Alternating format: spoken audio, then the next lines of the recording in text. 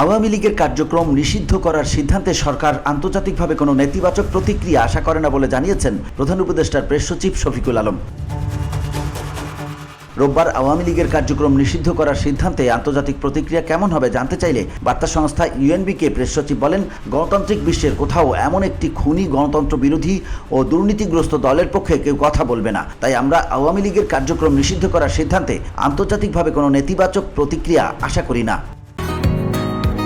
বসুন্ধরা, উত্তরা, বনশ্রী, কুড়িল ও বাড্ডা সহ রাজধানীর বিভিন্ন স্থানে অভিজাত ও অত্যাধুনিক মানের ফ্ল্যাট কেনার এক নির্ভরযোগ্য প্রতিষ্ঠান প্লেজেন্ট প্রপার্টিজ লিমিটেড। তাই আপনার স্বপ্নের আবাসনের জন্য আজই যোগাযোগ করুন। Pleasant properties limited, where destiny matures eventually. তিনি আরও বলেন, আওয়ামী লীগের কার্যক্রম নিষিদ্ধ করা নিয়ে বিশ্ব শোক প্রকাশ করেছে বলে আমি মনে করি না। এর আগে শনিবার রাতে আন্তর্জাতিক অপরাধ ট্রাইব্যুনালে আওয়ামী লীগ ও এর নেতাদের বিচার কাজ শেষ না হওয়া পর্যন্ত সন্ত্রাস বিরোধী আইনের অধীনে সাইবার স্পেস সহ দলটির যাবতীয় কার্যক্রম নিষিদ্ধ করার সিদ্ধান্ত নেয় সরকার। VOD Bangla news desk.